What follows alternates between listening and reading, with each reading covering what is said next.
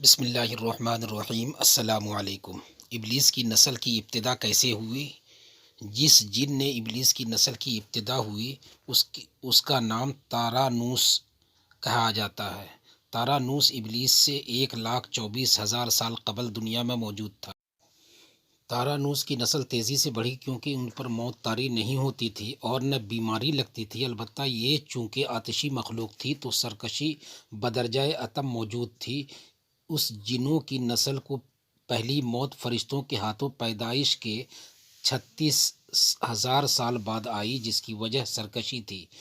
یہاں پہلی بار موت کی ابتدا ہوئی، اس سے پہلے موت نہیں ہوتی تھی۔ بعد میں چلپانس نامی ایک نیک جن کو جنات کی ہدایت کا ذمہ سونپا گیا، وہی شاہ جنات قرار پائے۔ اس کے بعد ہاموس کو یہ ذمہ داری دی گئی۔ ہاموس کے دور میں ہی چلپا اور تبلیس کی پیدائش ہوئی۔ یہ دونوں اپنے وقت کے بے حد بہادر جنات تھے۔ ان کے قوم نے چلپا کو شاسین کا لقب اس کے شیر کے جیسے سر کی وجہ سے دیا۔ ان دونوں جنات کی وجہ سے ساری قوم کہنے لگ گئی کہ ہمیں اس وقت تک کوئی نہیں ہرا سکتا جب تک شاسین اور تبلیس ہمارے درمیان موجود ہیں۔ ان دونوں کی وجہ سے قوم کے جنات آسمان تک رسائی کرنے لگے اور تیسرے آسمان پر جا کر شرارت کر آتے تھے۔ ایسے میں حکم الہی سے فرشتوں نے اس پر حملہ کیا اور عبرتناک شکست دی۔ اسی دوران جب عزرائیل علیہ السلام کو ابلیس نے دیکھا تو سجدے میں گر گیا۔ اب بات کرتے ہیں ابلیس کی۔ ابلیس شروع سے ہی ایک نڈر اور ذہین بچہ تھا۔ اس میں باپ کی بہادری اور ماں کی مکاری کوٹ کوٹ کر بھری ہوئی تھی۔ اس نے ملائکہ کے ساتھ جا کر توبہ کا باقاعدہ اعلان کیا اور پھر فرشتوں سے فیض علم حاصل کرنے لگا۔ علم حاصل کرنے اور ریاضت کا یہ عالم تھا کہ پہلے آسمان پر عابد، پھر دوسرے آسمان پر زاہد، پھر تیسرے آسمان پر بلال، چوتھے آسمان پر والی، پانچویں آسمان پر تقی اور چھٹے آسمان پر کپازار کے نام سے مشہور ہوا۔ یہ وہ وقت تھا جب یہ فرشتوں کو سکھاتا تھا۔ ساتویں آسمان پر ابلیس بقائے نور میں رہا۔ ہفتے افلاک کے سب ملائکہ کا معلم قرار پایا، یہاں تک کہ پہنچ کر ابلیس نے اپنی عاجزی اور ریاضت کی انتہا کر دی۔ کم و بیش ابلیس نے 14,000 سال عرش کا طواف کیا۔ یہاں اس نے فرشتوں میں استاد، سر اور عزازیل کے نام سے شہرت پائی۔ کم و بیش 30,000 سال مقربین فرشتوں کا استاد رہا۔ ابلیس کے درس و وعظ کی میعاد کم و بیش 20,000 سال ہے۔ فرشتوں کے ساتھ قیام کی مدت کم و بیش 80,000 سال ہے۔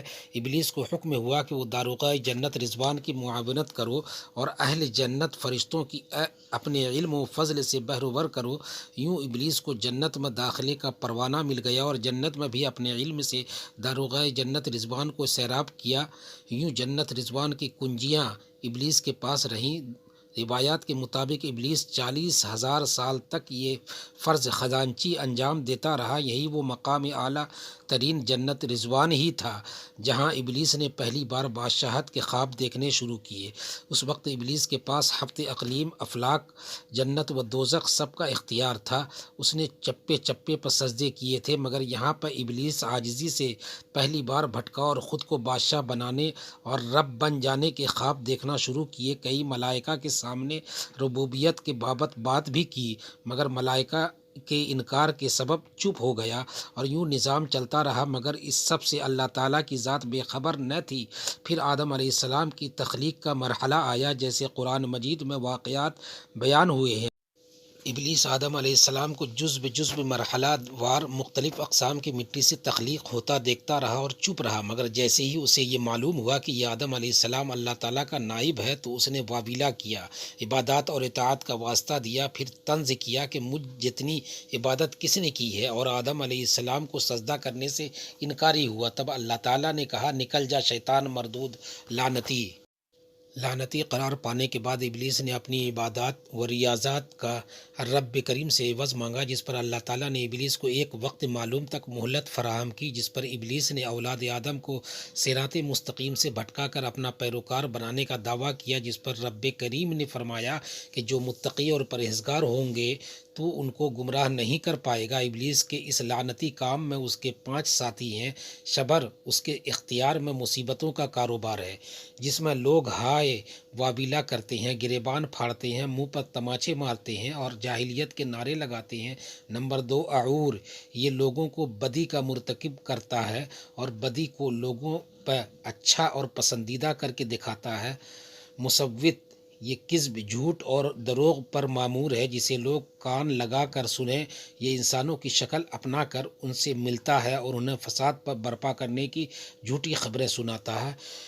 داسم، یہ آدمی کے ساتھ گھر میں داخل ہوتا ہے اور گھر والوں کے عیب دکھاتا ہے اور آدمی کو گھر والوں پر غضبناک کرتا ہے۔ نمبر 5 زکمبور، یہ بازاروں کا مختار ہے، بازاروں میں آ کر بددیانتی کے جھنڈے گاڑتا ہے، بازاروں میں برائیوں اور فحاشی پر ورغلاتا ہے۔ ابلیس کا آدم علیہ السلام کو سجدے سے انکار کا جذبہ حسد تھا، جس نے اسے مجبور کیا کہ میری جگہ آدم یعنی خاک کو کیوں ملی۔ یہ اس کا جذبہ تکبر اور غرور تھا کہ میں اعلیٰ ہوں، اور اس ایک سجدے کے انکار کی بات نہیں تھی، بات اطاعت سے سرکشی کی تھی، شرک کی تھی۔ ابلیس نے دل میں خود کو رب مان لیا تھا۔ اسی شرک عظیم کی بدولت ابلیس تا قیامت رسوا و لعنتی ٹھہرا، اولاد آدم کو بھٹکانے کے لیے آزاد قرار پایا۔ حاصل نتیجہ یہ ٹھہرا کہ رب کریم کو انسان کی عبادت، عاجزی، علم و دانش سے کچھ غرض نہ ہے۔ رب کریم صرف دیکھتا ہے کہ دل میں اطاعت و فرما برداری کتنی ہے۔ اسی بنیاد پر تقوی اور پرہیزگاری کے لیے درجے قرار پاتا